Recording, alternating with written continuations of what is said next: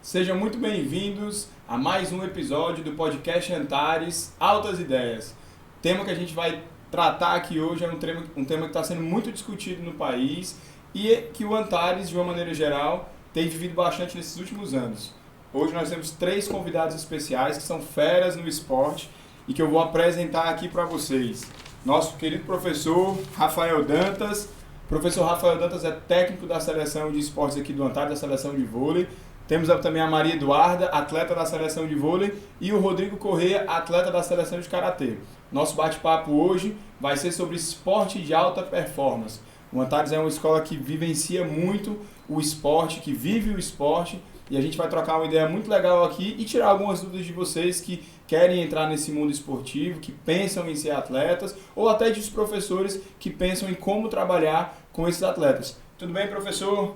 Tudo bem, cara. É um prazer, né, participar aqui, trocar uma ideia, falar um pouco do nosso trabalho, um pouco das conquistas aí das equipes, da filosofia, que eu acho que é o mais importante, é determinante, para a gente consiga um bom resultado, né? Eu costumo dizer para mim que vitorioso não é o time que vai com medalha, que sai com medalha de ouro, e sim as equipes que conseguem aplicar a filosofia, aplicar o que foi combinado dentro de toda a estrutura, tanto técnica dentro de quadro como de comportamento também, rendimento escolar fora de quadro. Tudo bem, Duda? Eu vou te chamar de Duda, Tudo tá? ótimo. Seja muito bem-vinda. Obrigada. Rodrigo, seja muito bem-vindo ao nosso podcast. Obrigado, é uma honra estar aqui. O Antares proporcionando um movimento muito legal desse que eu nunca pensei que eu ia estar vivendo isso. Legal. Antes da gente começar o nosso bate-papo, eu queria apresentar um pouco do que vocês já fizeram, um pouco da história de vocês. O professor Rafael Dantas, ele é graduado em Educação Física e em Fisioterapia, também é especialista em Fisioterapia em Fisiologia do Exercício. Como atleta, ele já foi vice-campeão da Liga Nacional, mas a grande carreira do Rafael é como técnico, né? O Rafael foi campeão brasileiro dos Jogos da Juventude, foi 3º lugar nos Jogos Escolares, é o atual campeão brasileiro da primeira divisão e também é coordenador e técnico do Esporte Clube, do Ceará Esporte Clube, não é isso? A Maria Eduarda, vocês me corrigem se eu estiver errado, tá, gente? A Maria Eduarda é atleta aqui do Papicu, né? Estuda no 3º ano, campeã brasileira dos Jogos da Amizade, o currículo é grande. 2º lugar no Brasileiro de Seleções, melhor ponteira do Ceará no ano passado, em 2022. Já foi 5 vezes campeã dos Jogos da Amizade, a gente vai já falar sobre esse evento. E a capitã da seleção cearense, não é isso, Duda? Isso. O Rodrigo é atleta do Antares da Praia de Iracema, 3º lugar no Brasileiro de Seleções, campeão da etapa nacional do Open Verdes Mares, 2º lugar no Campeonato Cearense, 4 vezes campeão dos Jogos da Amizade e também é atleta da seleção cearense. Correto, Rodrigo? Correto.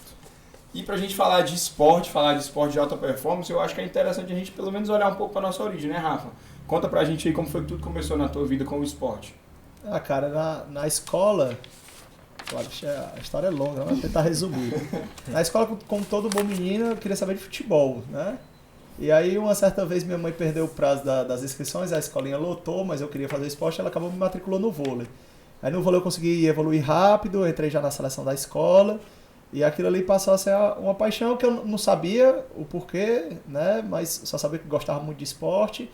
Então resolvi fazer educação física, também ainda sem entender muito bem por que estava fazendo educação física, mas gostava de esporte. E aí dentro da universidade eu passei a jogar na seleção da Unifor, aí consegui me desenvolver bem como atleta, joguei vários campeonatos brasileiros universitários, e aquilo foi aumentando cada vez mais essa chama e eu fui tendo um pouco mais de entendimento, né?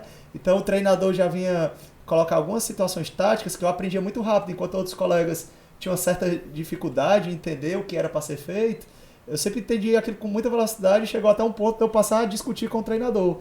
Será que não é bom também a gente fazer isso? Olha essa ideia que eu tive e tal. E aquilo foi se desenvolvendo. Então isso é bom, né? Para o atleta isso é bom. Então, especificamente para mim foi excelente. Eu fico muito feliz com as meninas, até comentei com elas, quando elas mesmo buscam alguma saída de alguma situação difícil, né? Então teve uma situação no campeonato agora que o bloqueio estava muito pesado, ela chegou para a levantadora, a Maria Eduarda, e disse, acelera a bola. Então elas mesmo já criaram essa estratégia, que é o que eu fazia já desde muito novo, né? Observar se tinha um buraco na quadra para passar uma bola de segunda, enfim. Quando eu terminei a educação física, eu era muito novo e tinha acabado de virar titular da equipe, né? Tinha virado capitão, o treinador me convidou para fazer outro curso. Então nem fiz fisioterapia porque era uma paixão. Fiz a fisioterapia porque eu queria passar mais alguns anos jogando. Acabou que foi bom para mim, né? Porque agregou na minha formação. Hoje também trabalho como personal de grupos especiais com pessoas lesionadas. A nossa jogadora torceu o tornozelo na semifinal. Eu consegui intervir lá para deixar ela em condição de jogar. A Duda não. Não, foi a Valentina. Foi a Valentina. Foi. Deixar ela em condição de jogar na final, né? Então é um conhecimento que agrega muito na minha profissão. Mas inicialmente fiz para passar mais tempo jogando. Assim que me formei em educação física, o Antares aqui, através do Fernando, me deu a primeira oportunidade de trabalhar. E assim que eu comecei, eu era mais um atleta do que um professor. À medida do tempo a gente vai deixando menos de ser atleta, passando a ser mais professor, mas a bagagem veio toda, né? Eu costumo dizer que eu tive muita sorte para passar por 3 caras que agregaram muito na minha formação. Digo, ó, nunca queira ser igual a ninguém, mas pegue o melhor do que cada uma das pessoas que você convive e faça o seu, né? Essa dica aí vale não só pro esporte, né? Pega essa dica aí, gente. Total para a vida, né? Então, por exemplo, eu estudei numa escola católica que era muito pesado os valores. O meu treinador tinha muito isso, o respeito, o comprometimento. Então, o ditado que eu sempre digo para meus equipes, o combinado não sai caro, vem dessa época da escola. Dentro da universidade, eu tive um treinador que, taticamente, era um cara assim, muito rico, que aquilo agregou muito na minha formação como técnico. E aqui no Antares, o Fernando, nosso supervisor aqui, é um cara que tem um carisma e uma habilidade de gerir situações, gerir pessoas, que me lapidou muito, né? Eu cheguei aqui muito imaturo, né? Muito querendo atropelar as coisas, e ele sempre foi me guiando. Então, o começo foi mais ou menos assim. Para a gente ser campeão cearense, estudantil, a primeira vez eu entrei no Antares em 2007, já foi em 2014. Foram 7 anos depois.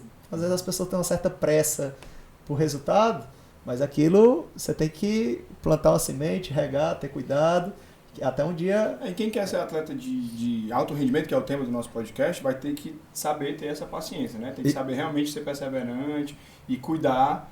Claro que tem pessoas e outros que às vezes despontam muito rápido, né? Mas a grande maioria dos casos começa devagarinho e vai crescendo. Total. E hoje eu, como treinador, uma das primeiras coisas que eu tento observar no atleta, se ele vai estar disposto a pagar o preço daquilo ali, né? Tem uma situação interessante, ano passado, eu acho que foi início desse ano, a minha que é do 8º ano, 9º ano, chegou pra mim e disse assim, tio, eu acho que eu só vou poder treinar tal dia e tal dia. Eu disse assim, não, pois então, eu acho que não condiz mais você participar da seleção. Aí veio com a mãe, mãe, como assim? Eu não, porque se a minha no 9º ano já não consegue cumprir os treinos, imagine quando ela chegar no 2º, 3º, né? Então tem que ter uma capacidade de pagar um preço que não é um preço barato não, pra você ser um atleta desse nível. Eu costumo dizer também para as meninas e para quem conhece comigo que a gente não sabe explicar como é esse sentimento, mas simplesmente a gente está disposto. É verdade. Nem todos estão, mas cabe a gente como treinador identificar, porque às vezes não adianta a gente investir muito em uma menina ou num menino que tem muito potencial, mas ele simplesmente não quer, né? Às vezes a gente como treinador, a gente comete esse erro de querer mais do que o atleta, né? Eu sofri muito isso no começo da minha jornada como treinador, mas chegou um momento que eu aprendi, né? O maior interessado por ser um atleta, obviamente a gente vai colocar todas as situações, a gente vai mostrar o caminho, mas o maior interessado em ser um atleta de alto rendimento tem que ser o próprio aluno, né? Não cabe ao professor querer isso. Um pouco, né? Total. A gente vai falar bastante, né, da visão um pouco do Rafael como técnico, mas a gente também vai falar bastante da visão dos nossos atletas. Duda, como foi o teu início como esporte? Como é que tu iniciou a tua carreira como atleta? Eu digo que eu já nasci com a bola na mão de vôlei, porque meu pai é treinador, mas tipo, desde o começo, acho que 2 anos assim, ele pegava um saco de supermercado, enrolava e fazia eu bater bola. Mas ele nunca me forçou a seguir pro vôlei. Teu pai tem ciúme do Rafael ou ele apoia tudo que o Rafael fala? Ele apoia. Ah, legal. Isso é parceiro. Ele falou que ele é muito bom trabalho, viu, Marcelo? Eles são parceiros. Aí... Facilitou muito a minha vida. Ele nunca me forçou a seguir o vôlei. Tanto que eu comecei na escolinha, na escola antiga que eu era. Comecei na escolinha e aí larguei. Fui pra futsal, natação, judô, ginástica rítmica. Passei por todos os esportes. Fala da tua experiência com a ginástica rítmica. Pronto, chegar nesse ponto aí. Aí vim pro Antares. Entrei no vôlei com o Rafael. Aí eu estava na ginástica rítmica e estava no vôlei. Aí minha treinadora falou assim, e aí, agora você vai escolher, ou você foca 100% no vôlei, ou você foca 100% na ginástica. Aí eu não tive escolha. Com Eu não certeza. sabia, viu, disso. Aí eu soube depois. Foi. Graças Foi a Deus que ela uns tomou anos a depois. decisão certa. Aí, tipo, eu, sem pensar duas vezes, eu fui direto pro vôlei. Porque sempre eu fugia do vôlei, mas eu sempre voltava. Sempre era uma coisa assim que brilhava meus olhos. Mesmo eu não sabendo ainda que era uma paixão minha, mas brilhava muito meus olhos. Aí eu comecei com o Rafael em 2017, quando eu vim pro Antares. E aí eu tô até hoje, assim. Ele, acho que é um agradecimento, assim, que eu vou fazer agora. Que, tipo, ele não forma um atleta, ele forma um ser humano, porque esses ensinamentos dele, em todas as competições e tal, essa última agora me marcou muito, inclusive, o negócio do estoicismo, que você não pode perder a cabeça com coisas que não estão ao seu controle. Anotem E aí, gente, ó, a gente vai ouvir muito dessas frases aqui hoje. Não estão ao seu controle, tipo, isso eu tô seguindo pra vida, mesmo que eu tenha chegado a alguns dias, eu tô seguindo isso 100%. Mas é um ensinamento, assim, acho que o vôlei me ensinou muita coisa, não só dentro de quadra, mas fora também. Eu sou uma pessoa completamente diferente. Se eu tivesse continuado na ginástica, provavelmente não seria como eu sou hoje em dia. Mas é maravilhoso, assim, entrar dentro de quadra e saber que é aquilo que você quer fazer, que é aquilo que você escolheu pra sua vida, é muito bom. E tá resultando, né, tá hoje. Tá trazendo muito resultado. Graças a O currículo Deus. aí foi grande. E que continue. O currículo foi grande. Eu não falei, assim, eu não sei se eu fui claro, a Duda é atleta da seleção feminina de vôlei do Antares e o Rodrigo é atleta da seleção de karatê. O Rodrigo vai contar um pouquinho da história, eu já conheço um pouco da história do Rodrigo, mas eu quero compartilhar com vocês aí. Vai lá, Rodrigo, fala como foi o teu início aí com o esporte. Bom, eu vim de Manaus, né? Eu sou de Manaus. E eu vim pra Fortaleza. A primeira escola, eu cheguei e já vim estudar no Antares. E foi quando começaram as escolinhas, né? E eu sempre fui ativo, eu sempre gostava de artes marciais e quando eu vi o karatê como uma das escolinhas do Antares, eu pensei logo em fazer e eu fiquei encantado. Aí o senhor era meu professor. E eu fui aprendendo, eu fui tomando gosto, eu gostava muito. Eu comecei no festival, né? O festival de karatê que tinha. E eu fui gostando muito de kata, tudo do karatê, eu amava, eu amo, né? E eu fui continuando no karatê, fui sendo atleta. Entrando pra seleção. Isso, em 2017, né, que eu fiz o teste em 2017 e começou um ritmo mais pesado, muito mais, muito diferente a escolinha da seleção mesmo. E eu fui começando a campeonatos, Jogos de Amizade foi meu primeiro campeonato, na verdade. E depois disso eu fui competindo e eu comecei a tomar mais gosto do que eu já tinha antes. Eu comecei a amar mais ainda o karatê do que eu já amava antes. E nisso comecei a conquistar medalhas, né? E o ritmo também foi crescendo muito com o tempo, passando de faixa. Hoje tá de faixa, Rodrigo? Marrom, sou faixa marrom. Faixa marrom, quase pra preta, né? Isso. Legal. E deixa eu perguntar uma coisa, a gente tá falando de esporte de alto rendimento. Aí entra a pergunta, como é que eu consigo me considerar um atleta de alto rendimento? Eu sou atleta, participo de várias competições, mas até que ponto eu sou um atleta recreativo, um atleta comum? Isso pode ser para todos vocês. Ou o que é o esporte de alto rendimento? Como é que eu caracterizo isso? Cara, eu acho que é um conceito meu próprio, tá? Eu acho que a partir do momento que você tá ali se dedicando e você vai entrar no mundo competitivo, já considero o esporte de alto rendimento, né? Você não tá fazendo ali por lazer e por diversão, né? Você tem um objetivo a mais. Alguns locais, algumas instituições vai lhe dar uma estrutura melhor, né? Outros não, mas o objetivo é o mesmo, né? É competir e trabalhar em cima de excelência, o melhor resultado possível, né? Então, a gente até me adiantando aqui, saúde é saúde ou é performance? Então, esporte de alto rendimento não tem um vínculo direto com saúde, né? É extrair o máximo que pode. Eu falei aqui já do exemplo da minha que torceu o tornozelo, e se a gente for pensar em saúde, ela não jogaria a final da competição. Então é correto, você enquanto profissional é correto eu dizer que esporte de alto rendimento não tem vínculo nenhum com a saúde. Porque a gente sempre atrela o esporte à saúde. Sempre todo mundo faz, eu pratico esporte, eu tenho a vida saudável. Não considero. Mas o alto rendimento não. Não considero, porque o alto rendimento é extrapolar limites, né? É sempre buscar o próximo passo. Né? No vôlei, aprendeu a dar manchete? Beleza. Próximo passo, vamos pro toque. Aprendeu? Próximo passo, ataque. Aprendeu? Atacar a bola rápida. Aprendeu? Vai sair do bloqueio e puxar a bola. Não para nunca. Vai fazer rolamento. Isso. Então não para nunca. Então é sempre você extrapolando, e eu não tem como falar que isso é saudável, né? Você treinar com dor, você treinar com o joelho lesionado, com o ombro lesionado, né? Agora é o preço que se tem a pagar. Em nome de quê? Nem sempre as circunstâncias vão estar adequadas a isso, né? Eu me sinto relativamente à vontade para falar porque trabalho com saúde também, né? Então, como treinador, eu busco performance. Como personal trainer, eu busco saúde e tratamento de lesão. Então, o cara chega hoje, está com a lesão no ombro e diz assim, eu já posso voltar ao beach tennis? Não, não pode ainda. Esse ombro não está bom.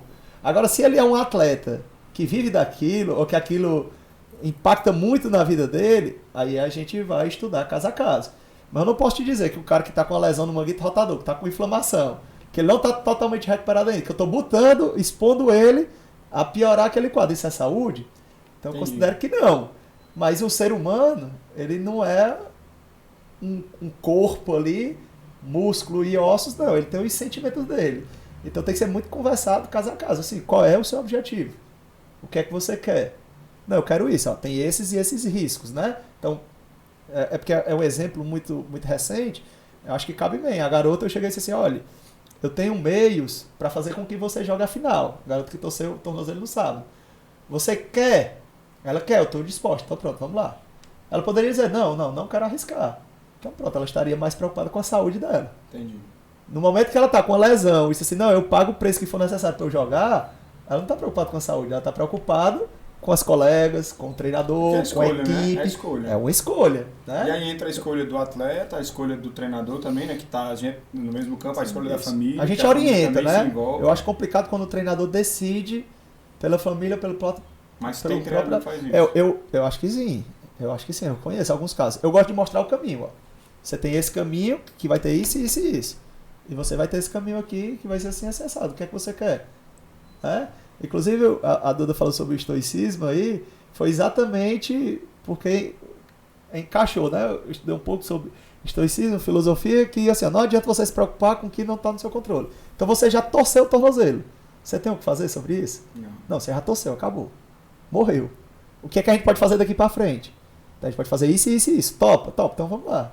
Acabou que deu certo, graças a Deus, conseguiu jogar, vencemos, né? Mas é muito nessa linha aí, né? Então, o fato é que um atleta que é de alto rendimento, ele vai sempre tentar buscar o máximo. E aí, claro que entra uma rotina de passando treino por cima da saúde. Diferente, né? Tanto isso, e ainda tem a rotina que é um pouco mais puxada. Como é que é a rotina de treino de vocês? Duda, como é que é a tua rotina hoje? Bom, a minha, hoje em dia, eu treino 5 vezes por semana. Segunda a sexta ou não? Não, é terça a sábado. De terça a sábado. Isso. Eu treino aqui no Antares e eu treino na Unifor também.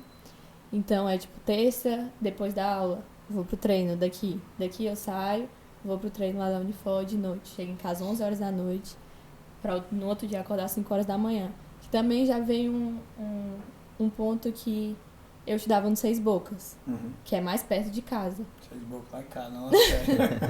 Lá pros lados. Eu estudava no Seis Bocas, que é lá perto de casa. Aí eu tive que fazer um esforço pra vir pra cá, pro Papicu, pegar o ônibus 5 horas da manhã, pra vir pro Papicu, pra jogar esse campeonato, pra treinar mais, me esforçar mais. E aí eu acordo 5 horas da manhã, aí tenho aula o dia todo, que agora é o terceiro ano, né? É mais puxada. Tenho aula o dia todo. Aí no tempinho livre que eu tenho, é treino. Mas explica só por que tu já tá treinando na Unifor. Porque o meu objetivo é ir pra lá, na faculdade. A Unifor tem a equipe hoje que é muito forte, de vôlei feminino. Recentemente foi campeã brasileira, universitária, ano passado foi terceiro lugar. Então ela já vai ser contemplada com bolsa de estudos. Ano que vem. Massa, parabéns. E aí eu já tô com o pezinho lá pra... Já tá fazendo a transição. Já. E tu enxerga isso tudo como um esforço, Duda? Assim, tu pensa, poxa, eu já tô cansada, ou tu já acha que isso é uma rotina normal tua? Não. Já é tranquilo? Eu já sinto que é normal. Tanto que quando eu não tenho, eu fico estranho, assim. Tipo, tô em casa sem fazer nada. Tem alguma coisa estranha. Porque pra quem não é atleta, olha assim, meu Deus, acordar às 5 horas da manhã, Jesus. Pra ir treinar, Deus me livre. Mas pra vocês é normal. Não, Pra ti super isso é normal. Já me acostumei também. Nas Quando- férias? Nas Treino nas férias. férias, né? Não tem descanso. É férias do meio do ano, do final, o tempo todo. Mas não vejo como um esforço exagerado, não. Acho que até eu posso fazer mais, inclusive. É porque ela se divide ainda em várias situações, né? Hoje ela treina tanto no Antares como no Ceará. Então tem Porque tu é da competição. seleção cearense, né? Não, no Não, Ceará, no no Ceará Esporte Clube. Clube. Ah, tá. Isso. Né? Tem a seleção cearense também, mas a seleção cearense é um curto período. Tem isso também, mas o Ceará participa de várias competições, Campeonato Cearense e Campeonatos Brasileiros Interclubes. E a escola participa dos campeonatos colegiais. E é da seleção cearense também para jogar o brasileiro. Então são várias equipes diferentes, às vezes com treinadores diferentes, que aí ela tem que se desdobrar aí para dar conta de tudo. Competição é sair de uma e pra outra o tempo todo, treinar. Acabou de chegar, chegou domingo dos Jogos da Juventude, tá viajando domingo agora pro brasileiro De Interclubes. interclubes. Então não tem só a rotina de treino. Além da rotina de treino, Competições. tem a rotina de competições, que tem que estar rodando, participando e viajando.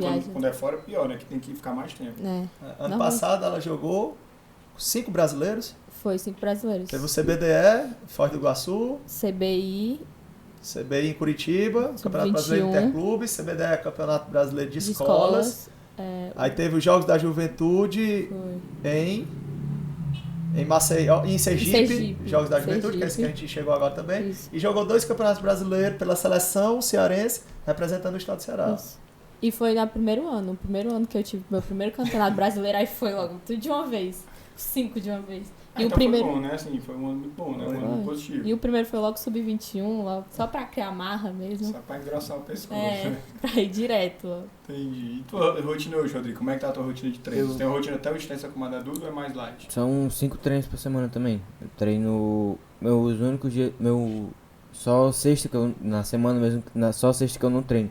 Vou treinando segunda, terça, quarta e quinta e sábado. Então sexta e domingo tu não treina. É. Aí na terça eu tenho treinos também lá. A maioria são todos pelo Antares. Agora eu tô entrando pra Verdes na academia de karatê, que agora eu vou treinar duas vezes no mesmo dia. Tipo, eu treino de tarde no Antares e de noite eu já vou pra Verdes pra treinar Você é o teu também. treino técnico. Mas treino técnico de noite e de tarde é o treino físico na Washington Preparação Soares. física, Isso. né? E segunda e quarta e sábado são os treinos pela seleção do Antares. Que eu vou treinando questão técnica também. E E os treinos com a seleção cearense, como é que funciona? são, assim, É como no vôlei, é temporário, tem os períodos. são poucos treinos. A gente queria mesmo que tivesse mais treinos agora que a gente vai viajar para São Paulo, né? Para o Campeonato Brasileiro, né? Mas são poucos treinos, geralmente são alguns treinos pequenos para preparar para o campeonato que a gente vai. Treino próximo da competição, Isso. então, né? Entendi. E a tua rotina de competições, ela não é como a da Duda, né? Não. O esporte individual Não. tem uma característica diferente. A Duda viaja mais do que o que tu Isso. viaja, né? Isso, as competições que eu vou geralmente são mais pra cá, no CT, né, da seleção brasileira que é aqui, e eu só vou competir aqui mesmo, eu não viajo tanto quanto Entendi. ela. Mas tu tá indo pra São Paulo agora. Sim, no O final que do é que ano. vai ter em São Paulo? Campeonato Brasileiro, né, que eu me classifiquei pra estar pro final do Campeonato Brasileiro. Aí eu vou competir, tentar disputar uma vaga na seleção brasileira. Ah, legal. Só uma questão que ele falou aí, e ela também, que treinavam segunda, terça e tal, 2 dias que falaram, na realidade, é treino também. Porque o desempenho, o alto rendimento, você precisa do treino, No descanso. você precisa da alimentação e você precisa do descanso. Eu ainda coloco que você tem que fazer treinamento mental também. Visualizar situações, focar, já se imaginar na competição, no treino, se imaginar fazendo situações que você ainda não consegue fazer ou que você gostaria de fazer. Então a gente às vezes pensa muito no treino só no ato em si, de estar em quadra, né? Mas se eu não tiver uma alimentação adequada e um descanso adequado, eu não vou conseguir subir esse rendimento, né? Então a gente está falando de alto rendimento, Sim. todos os detalhes são importantes. Então eu posso afirmar que um atleta de alto rendimento é aquele que se preocupa com detalhes. Total. E a soma de todos esses detalhes é que faz a diferença. Se você fica deixando esses detalhes passarem em branco aí, né? A minha que adoece muito, não sei o que, eu pergunto logo, tu come o que, cara? Você come vegetais, você come frutas, você come isso? Não gosto, não sei o que. Não vai ter força, cara, não vai ter... a imunidade vai ser baixa, daqui a pouco vai viajar para um local que é frio, vai ficar doente. Então são todos os detalhes. A soma de todos esses pontinhos aí é que no final das contas vai fazer diferença. É porque quem olha para um atleta não pensa que tem tudo isso por trás, Total. né? Por exemplo, tem gente que diz, não, eu joguei um campeonato agora de beach tennis e eu sou atleta. Eu posso dizer que essa pessoa é atleta porque ela jogou um campeonato de beach tennis? Cara, assim, É muito relativo isso. É complicado, né? Tem atletas aí, atletas amadores, né? Tem Atleta recreativo. atleta recreativo, né? Se aquilo como eu te disse, se ele bota acima da saúde dele, eu até considero. Porque tem muita gente que pratica esporte, musculação, e às vezes por uma questão de saúde mesmo, porque é uma indicação médica e tudo mais. Mas não, tem aquelas pessoas que naturalmente nasceram mais competitivas, que para isso não basta só. Elas querem vencer e querem melhorar, quer estar todo tempo superando seus limites. Aí melhoram. Hoje consegue fazer coisas que há 3 meses, 4 meses atrás não conseguia, mas não está satisfeito não. Quer dar o próximo passo. Então já se aproxima da mentalidade da cabeça de atleta. Mas cada um dentro da sua proporção, né? Uhum. E eu tava vendo que a Duda tava falando da rotina dela de treino, o Rodrigo treina 2 vezes no mesmo dia, a Duda também, né? Acaba dividindo. E vocês conseguem dividir isso com o estudo? É difícil, não é difícil? Porque eu tô pensando assim, a gente é atleta, a perspectiva normalmente acaba sendo lá na frente de querer ganhar cada vez mais competições, de participar de mais eventos, mas vocês pensam em ter uma profissão, o que você quer ser quando você se formar na faculdade, o Rodrigo? Mas os estudos, como é que fica? Isso aí dá para conciliar? É difícil, não é? É muito difícil, muito difícil. Até pela questão do tempo também, que você tá na aula, aí você vai pro treino, aí depois do treino tem o treino. Mas é o tempo livre. O tempo livre que tiver, que você não tá fazendo nada, em vez de você ficar no celular lá, mexendo no Instagram e tal, foca nos estudos. Porque aí, pensar no futuro também, né? Se alguma coisa não der certo, ou o esporte, ser profissional não der certo, a gente tem um segundo plano. No caso, eu quero nutrição, vou fazer nutrição na Unifor agora. Tô focando já nisso, já tô estudando, focada na nutrição. Mas também estou focada no vôlei. Então é você se dividir, se desdobrar. O tempo que tiver, o local que tiver, no ginásio, no trabalho do pai, em qualquer lugar, estudando. Se não estiver estudando, é treinando. O tempo todinho. Então, uma colocação boa, só para fazer com relação a isso aí, Rafael, a Dudinha jogou com a Larissa, um ano mais velha do que ela, né? Saiu da escola no começo do ano, hoje está estudando nos Estados Unidos. Ela era da turma Alfa da escola, né? Para quem não sabe, a turma principal da escola, mais difícil de entrar. Só um ponto, Rafa, a Larissa, para quem não conhece, é uma das atletas que foi do Antares, né? Que estudou no Antares, que se formou pelo Antares, atleta que despontou a seleção brasileira, que hoje estuda fora do país, também um pouco do vôlei, né? E assim, acima de tudo, é turma alfa, então ela sempre conseguiu conciliar. Então, a gente não pode deixar que o atleta use o fato dele ser atleta como muleta, fazer que não dá para estudar. Dá sim. Se quiser se organizar, se priorizar aquilo ali, ele consegue. Agora, se quer ser atleta, quer estar uma boa parte do seu dia no celular, quer os eventos sociais, as festinhas, os shows, que começam a aparecer, os shopping, compras, não sei o que, realmente vai complicar. Agora, se você tem uma disposição a pagar um preço por ser atleta, e nesses outros momentos livres, deixar a parte social um pouquinho de lado para focar nos estudos, não estou dizendo que é fácil, não. Por isso que não é para qualquer um. Né? Por isso que de toda a população mundial, toda a população que a gente tem na nossa cidade, são poucos que chegam lá, porque realmente são poucos que estão dispostos a pagar o preço. E tem que abrir mão real de várias coisas, tipo de festa, com os amigos, isso, vocês estão tendo esse tipo de escolha para fazer? O Rodrigo faz esse tipo de escolha também? Como ela disse, é muito difícil de conciliar, né? Tem que abrir mão de algumas coisas na vida. Por exemplo, vamos dizer, um dia antes de campeonato, não vou fazer nada, quer dizer, não vou sair, não vou fazer. Abrir mão de coisas que não são tão importantes quanto o estudar ou o esporte mesmo. Por exemplo, sair pra qualquer coisa, jogar futebol, por exemplo, jogar futebol. Amigos.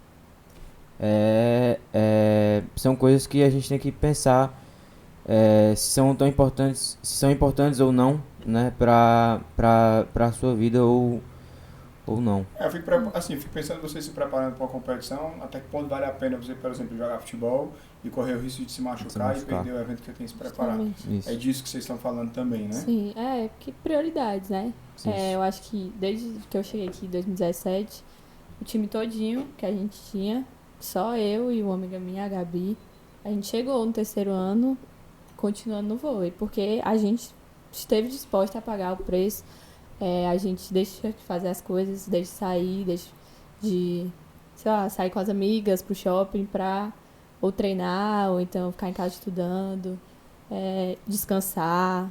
Então, só quem tem estômago mesmo pra isso, porque não é pra todo mundo, não.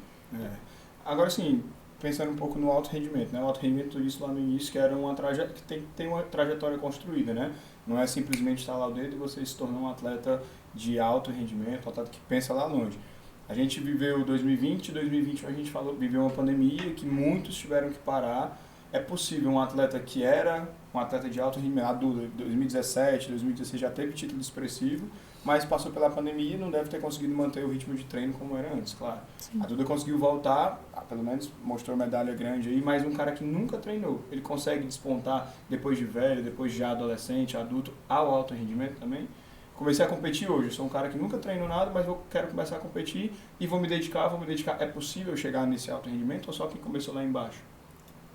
Cara, é complicado responder porque, assim, em que instância ele vai competir, né?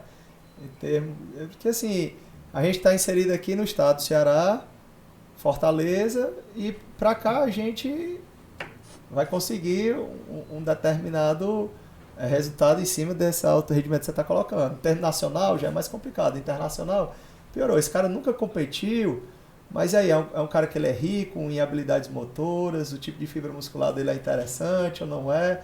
Então vai muito da capacidade individual. Mas é possível dele. Acho que sim. Dentro da categoria, qual esporte que ele vai praticar, né? Aí hoje tem os campeonatos masters que são segmentados pelas idades. faixa etária, né? Com certeza um cara desse aí, sei lá, resolveu jogar vôlei de praia agora com 60 anos. Então ele vai jogar contra outro cara de 60 anos que jogou a vida toda, ele vai ter muita dificuldade. Mas de repente, se ele é um cara que teve muita habilidade motora, ele foi um cara que não, mas falando de um atleta que quer se tornar profissional, porque eu digo, um cara de 60 anos, ele não vai ser um atleta que vai viver disso. Não, Mas ser de profissional, cara que quer viver disso. tarde, possível, é muito tarde. Eu acho. Qual a idade você está falando? Ele começar um com quantos anos? Adulto, um sub-21, como a Duda falou, um adulto, pessoal que difícil. entra na modalidade, vai, por exemplo, competir uma Olimpíada. É muito difícil. Acho que todo atleta sonha. Esporte individual eu desconheço, né? Esporte individual é muito específico, o detalhe é muito grande. Esporte coletivo, o cara tem que ser muito, fisicamente, muito acima da média, né? Tem que ser uma menina que, sei lá, tem 1,90 m, salta bastante, que aí até vai valer o investimento do treinador, porque o treinador não vai nem investir no atleta com esse perfil se ele não tiver uma habilidade física absurda, né? O nosso trabalho aqui no Antares, a gente começa com as meninas em torno de 10, 11 anos, né? Começa o vôlei desde do primeiro ano, já tem vôlei, escolinha de vôlei. Então o Fernando, que é um cara do vôlei também, a Bia, então todo tempo olhando, menina que é alta, menina que é forte e tal, já tentando puxar para fazer vôlei. Quando chega ali pelos 10, 11 anos, aí eu começo a entrar também nos treinos para especificar um pouco mais, já entrando na questão do alto rendimento. Até ali os 10 anos, 11 anos, a gente não mexe com isso, é mais lúdico e tal, mas nós, treinadores, já tentando observar quem são as grandes, quem são as fortes, sem a menina saber disso. Quando ela chega ali para os 11 anos, que já pode começar a competir, aí a gente já começa a inserir um pouquinho dessa questão do alto rendimento. A cobrança já é maior, a cobrança com compromisso, a quantidade de treino já aumenta bastante, já começa para a competição e tudo mais. Mas aí para isso é importante ter essa questão do recrutamento, né? Que eu faço muito pouco, quem faz mais realmente é o Fernando e a Bia, que eles vão catando e vendo. Tu já pega a seleção que já tem uma base boa, não é isso? Já vou ver, não diria com uma base boa, mas as meninas já com potencial. Entendi. Para ser desenvolvido. Já foram selecionadas. Então a gente já começa isso muito cedo. Se a menina chega com 14, 15 anos, eu não tô nem no 21 que tu disse. Se a menina chega com 14, 15 anos, como é o que acontece às vezes, a menina vem fazer um teste. Aí eu queria ser da seleção do Antares de vôlei. Ok, a menina chega com 15 anos, ela não sabe. Ela não consegue ficar. Agora, se chega uma menina com 15 anos aqui, com 1,85m, 1,90m, ou uma menina que, sei lá, salta muito, aí, pô, essa menina aqui, ela não tem a técnica do voleibol, mas ela tem um potencial.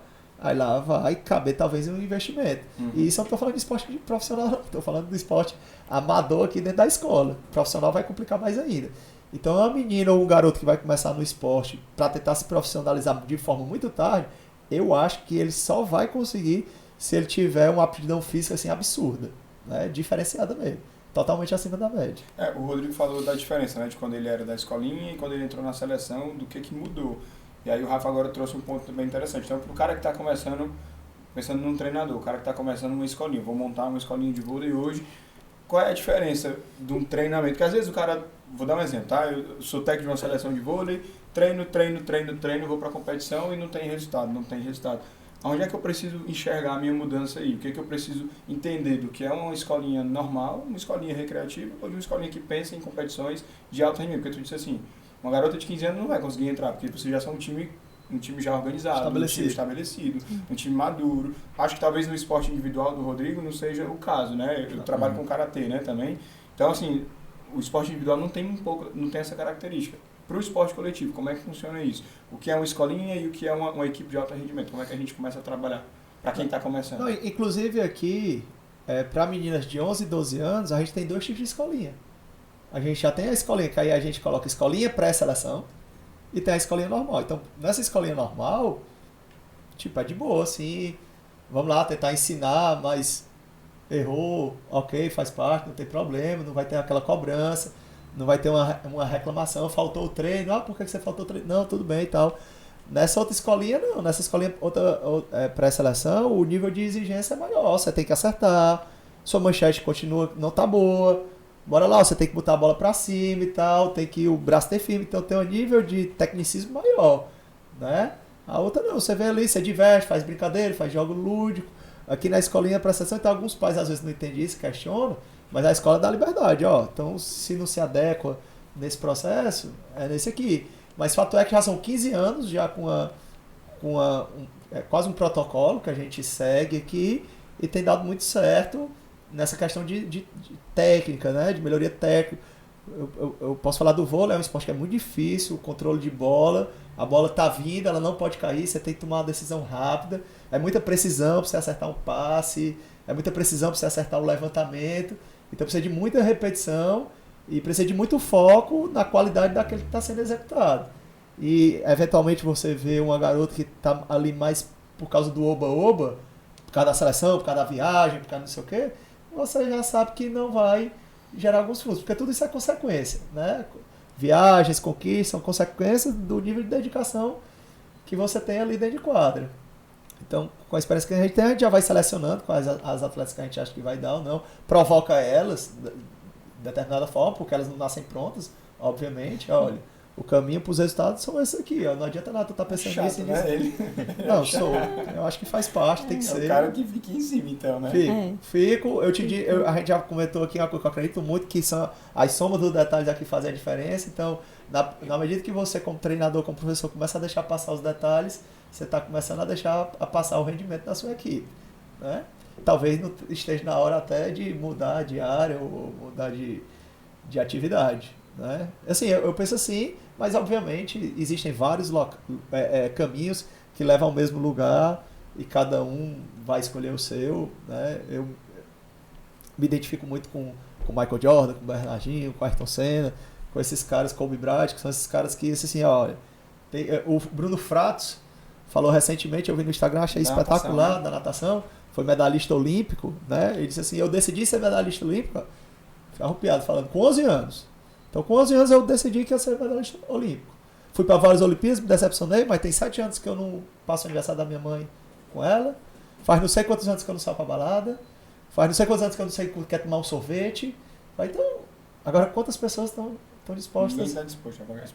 Isso, né? Que é o resultado, né? Então, mas é esse tipo de mentalidade, esse tipo de atleta que a gente procura investir.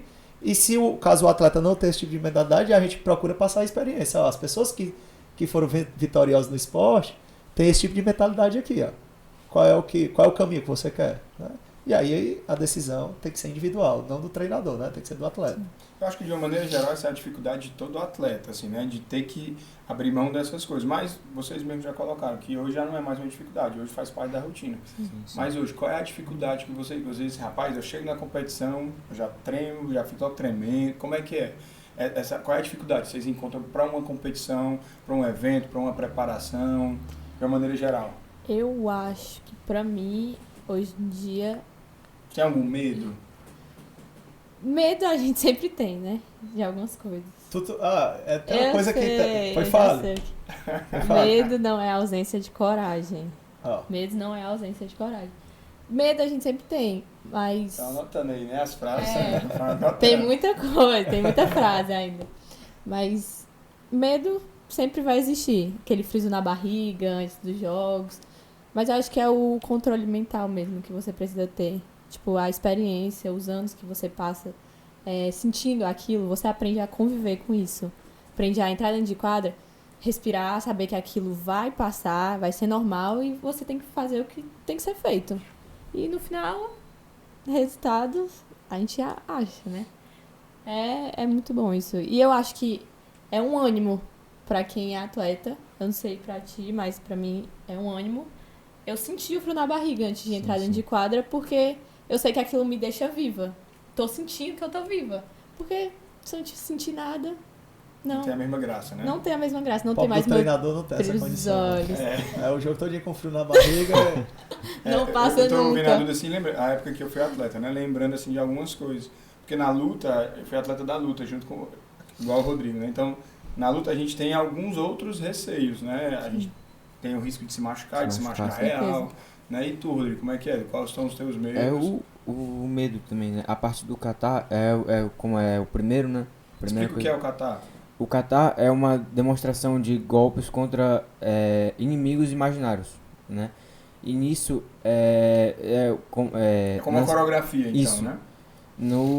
Na competição, a gente sempre compete primeiro o kata. E dá medo também, né? Dá medo, mas assim que eu entro no tatame, que eu cumprimento, pra entrar no tatame, eu já fico mais mais calmo, isso.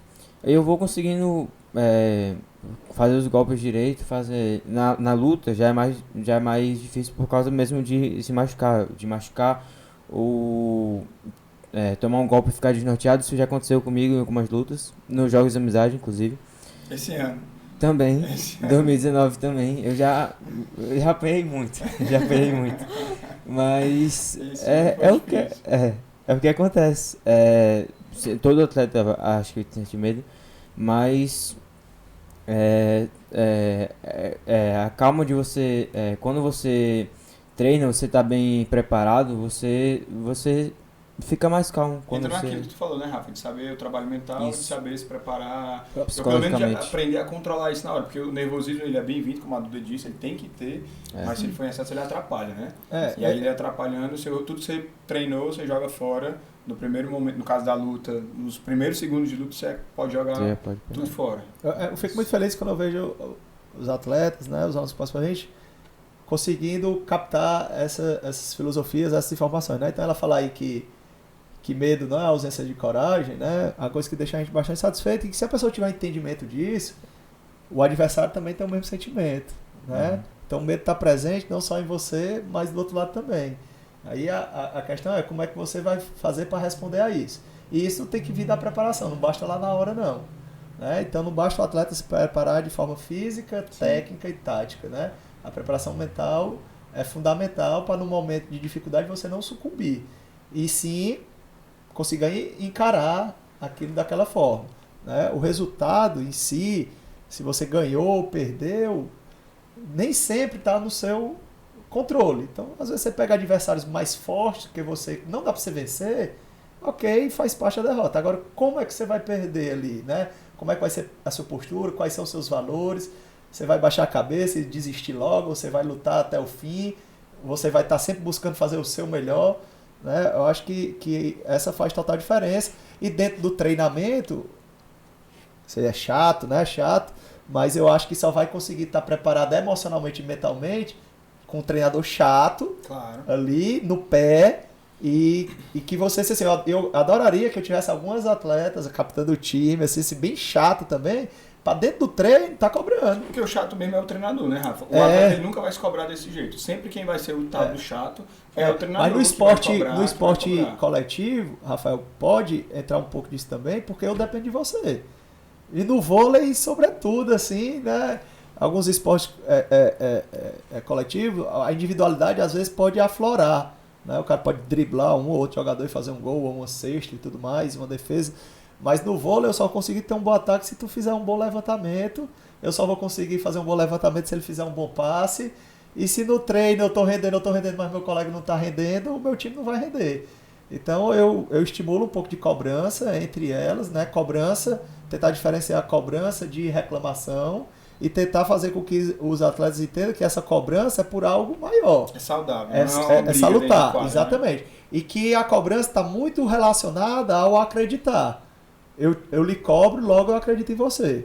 Fique muito preocupado quando eu parar de cobrar, porque é o momento que eu já estou desistindo. Uhum. Né? Eu já estou pensando em outra possibilidade, em outra formação ou em outra jogadora. Né? Às vezes as pessoas têm o ego muito inflado, que tem essa questão, brigou comigo, reclamou comigo e tudo mais, mas se elas tiverem a consciência de que aquilo ali está sendo por uma questão de confiança, mas isso precisa ser ensinado, né? E isso precisa ser absorvido também.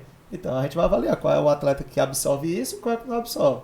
Aquele que está sempre na defensiva, que sempre acha que é algo pessoal, não vai ser bom para a equipe, nem vai ser bom. E assim vamos selecionando. A Duda falou bem, na primeira competição dela, das 12 atletas que compunham o time dela, só 2 chegaram lá na ponta final. Isso é um processo normal. Que estão até hoje. Isso é um processo normal. Eu acho que você pode até perguntar como foi os resultados que ela teve nos primeiros anos. A Né? gente vai falar já dos resultados. Mas é isso, né? De 12, e isso é um padrão. Não é característica da equipe dela, não. Da Larissa, que você falou, só a Larissa foi até a ponta final. Né? E assim, porque vão ter várias registrações. Vai afunilando, né, Rafa? Exato, porque a gente disse, o preço para se pagar é alto. Então nem todo mundo está disposto a usar menos o celular, a sair menos, a menos festinha. Aí tem a questão do estudo, às vezes, que ainda existe uma Duda mentalidade. Tá com quantos anos, Duda? 17. Rodrigo tá com quantos anos? 15. Então já entra nisso aí que você tá falando, tá nas festas. Ainda existe uma mentalidade ainda, assim, eu fico muito chateado, inclusive. Tô no terceiro ano, vou ter que sair da equipe porque eu preciso estudar para o vestibular. Então resume, todo aquele seu ano ali, há uma aprovação ou não no vestibular, que pode ser um curso que tu nem queira ainda, pode ser que tu mude. Talvez você nem tenha maturidade ainda para escolher. Ou então um curso ainda que você vai precisar de 1, 2, 3 anos para passar. Fica uma enxurrada de propaganda que o colégio X aprova mais, o colégio Y aprova mais. Mas aí, quantos desses aprovados aí tem 17 anos? Quantos desses aprovados aí já não tem 20 anos, 19 anos, precisando do tempo dele de amadurecimento? E aí você joga na lata de lixo a família, o aluno, uma vivência com esporte dentro da escola, uma possibilidade de se desenvolver, de ter uma coisa importante, de fazer algo importante. Tenho certeza que para vocês dois as memórias das competições que vocês participaram são algo inesquecíveis, né? Indescritível. As amizades, os valores que aprendi, coloco na lata do lixo por causa de propaganda, por causa de marketing e por causa de ideia da sociedade que já está totalmente estabelecida. Mas eu, como professor, eu tento aqui dentro da minha insignificância aqui, combater isso de alguma forma, né? A gente já falou aqui, pode citar de novo, hoje a gente tem um atleta numa das melhores universidades americanas, é fluente em inglês, as notas altíssimas no TOEFL, o nível dela para aqui no Brasil era nível para fazer vestibular para medicina, nunca faltou um treino, seleção brasileira, jogou o campeonato mundial, pelo contrário, era de 2 atletas mais dedicadas, então é altamente compatível, mas o pai tem que ter um entendimento que para certos cursos e certas situações, realmente a pessoa precisa de amadurecimento. A família tem que ser muito parceira, né? Total. Rafael, tem várias alunas aqui que dizem se arrepender porque saíram da escola ou pararam de treinar em nome do vestibular e foram passar de 3ª, 4ª vez, ou fizeram um outro curso para depois mudar. Mas assim, se eu pudesse voltar atrás, eu faria diferente. Pois não tem esse tipo de sentimento. É o pior de todos ele é o arrependimento.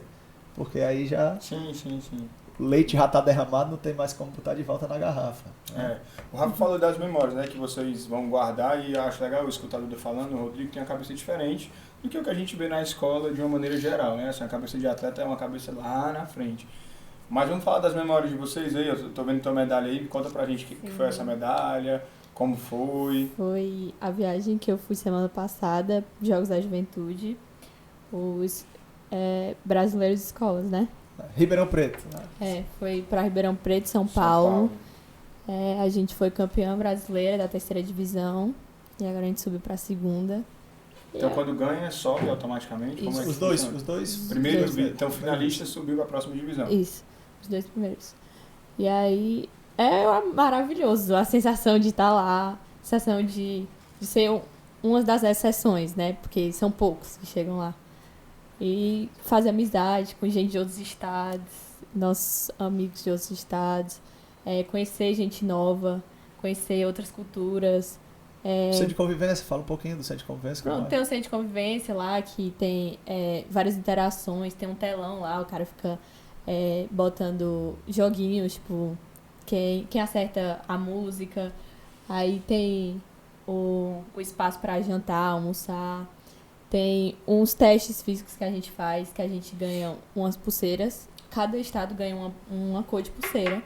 E aí você vai trocando com as outras pessoas. É uma interação muito, muito legal. A gente faz muita amizade, que a gente leva pra vida, assim. A gente daqui, eles de lá, a gente conversa e tal. Muito, e da muito competição legal. em si, como é que foi? Foi difícil? Como é que foi? Conta aí um pouco da tua experiência Bom, na competição. A competição... Eu acredito que o nível que a gente estava, na divisão que a gente estava, não é o que a gente merecia. Porque acho que a gente podia jogar um nível mais alto. Mas a gente chegou lá e a gente fez o que era para ter sido feito. Só para deixar claro, o nível da divisão, não é o nível da equipe. Que ela quis dizer. A gente estava numa divisão que o nível não era tão alto assim, né? Em alguns momentos a gente se atropelou na nossa própria... Pode comparar com o futebol, primeira divisão, segunda, terceira... como se fosse a Série C. Exatamente. A Série C do futebol, que talvez não seja a realidade do estado do Ceará hoje. Talvez a realidade do estado do Ceará seja a Série B. Né? O Ceará não está no top do país, realmente o Sudeste aqui domina, mas o Ceará eventualmente fica ali na Série B, sobe, cai, como não é no futebol também. Né? Então, meio que a gente não teve muita dificuldade nos jogos. Um adversário que poderia ser forte, a equipe de Goiás, a principal jogadora lá torceu o joelho na fase classificatória, então caiu muito o rendimento do time, mas o nosso time se complicou. Ela pode falar um pouquinho aí.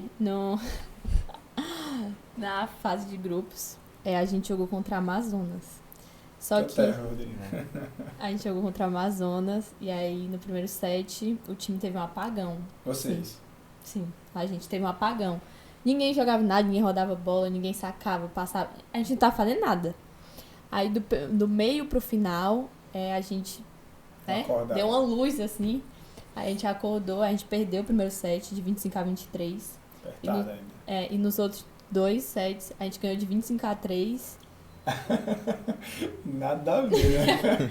Você vê, mas a gente ganhou de 25-23 também, não, 25-3. O nível de paciência que o cara tem que ter. É verdade. Mas uma coisa importante aí que ela colocou é porque a recuperação já aconteceu dentro da derrota. Né? Então o set estava praticamente perdido, mas conseguiu reagir, então aquilo ali já estabeleceu. Talvez vocês que são da luta, se eu for uma má comparação, vocês me corrigem.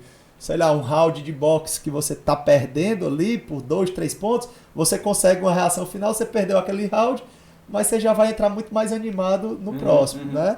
E aí depois desse jogo, aí o time foi só ladeira acima e conseguimos vencer todos os sets restantes até o final da competição. A gente tem que bem lembrar que elas, apesar de achar que não, o problema de você trabalhar com adolescente é esse, eles sempre acham que já estão prontos, sempre acham que já sabem tudo, mas são muito imaturos e têm um poder de autoconhecimento muito baixo, né? Até das suas potencialidades.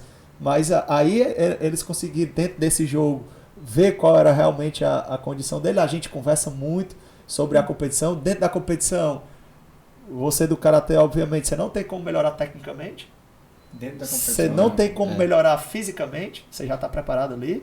Você pode estabelecer sua tática com base no seu adversário, se você já tiver uma condição prévia Visto, né? disso, mas o trabalho mental continua sendo treinado ali a no- todo No tempo, karatê que tu a colocou, todo custo e a todo momento. você vê a pontuação subindo ponto a ponto, na luta, no Isso. caso, né? O kata é como uma competição de ginástica, então você a entra nota no lá, final. são os detalhes que você coloca, mas na casa da luta não. Rodrigo, aproveita para contar pra gente também um pouco da tua experiência nos Jogos da Amizade esse ano. Para quem não sabe, os Jogos da Amizade é uma competição que o Antares participa já todos os anos, com várias escolas do Nordeste, né? E aí é uma competição que oscila um pouco, né? Do nível alto ao nível mais baixo. Esse ano no Karatê estava com um nível muito alto, né? A gente teve até uma situação parecida com o que a Duda falou, de um atleta do Antares que lutou, começou perdendo, no final virou. Conta um pouco da tua experiência e aproveita para contar também quais são as tuas expectativas agora para a tua viagem para São Paulo, que estou fazendo um comparativo aqui, acho que acredito ser parecido com o que o da Duda participou agora. Sim. Bom, ano passado, nos Jogos de Amizade, o Antares destruiu toda a categoria de Karatê, era medalha, medalha, medalha, medalha. A gente foi muito bem ano passado, a equipe de Karatê. Como o senhor disse, é uma competição que oscila muito o nível. Esse ano, foi um nível muito alto, acho que foi um nível que eu nunca tinha visto nos Jogos de Amizade. Tinha atleta da seleção Tinha brasileira, atleta da né? se- Tinha atleta Eu do enfrentei um nível atleta da seleção brasileira. E eu levei perno, Mas você tá quase lá, eu cara. levei chute, levei soco, mano. Mas. Mas foi difícil. Eu perdi Esse na ano tu não luta. ganhou? Não, eu ganhei no kata em equipe. Ganhou o kata de Sim. equipe, foi verdade. Mas na luta eu perdi. É a principal categoria do Rodrigo é a luta, né, É. Rodrigo? Eu acabei perdendo, mas essa questão de nível no Ceará, o Ceará tá sendo muito É um dos estados que tá com um estado nível muito legal, né? forte, Assim, no nesse- nível o nacional. karatê tá muito forte. Como é que estão as tuas expectativas para novembro? Pra novembro, eu tô eu vou dizer que eu tô com acho que foi eu tô com muito medo, mano. Tá ansioso, cara. Ansioso. Ansioso. Mas eu acho que dá certo. Eu espero que dê certo, na verdade. Eu tô treinando muito. Tá valendo a vaga, né, para a seleção brasileira. Valendo a vaga pra seleção brasileira e o título nacional, né? Óbvio. Duda, tem alguma Não. competição importante esse ano ainda? Daqui a Tem. 3 Considera dias. importante? Tem daqui a 3 dias Qual é a o competição? Campeonato Brasileiro de Interclubes.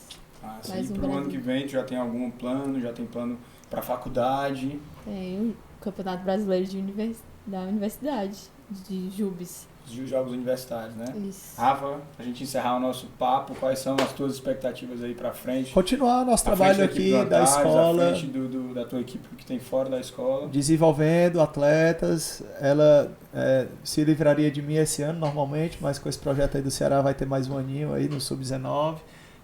Com relação a que você colocou aí dos Jogos da Amizade, o que é que você vai fazer de diferente pro ano que vem?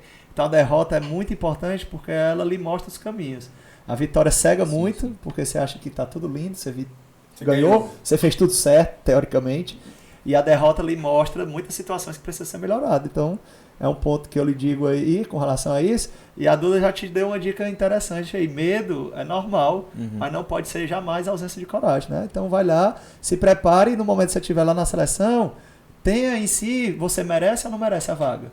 E o que é que você vai fazer para garanti-lo ou não. Se você deixar os sentimentos de insegurança dominar, você vai sucumbir, né? Todos nós temos essas duas vozezinhas no nosso ouvido, uma de cada lado, dizendo que vai dar certo e outra dizendo que vai dar errado.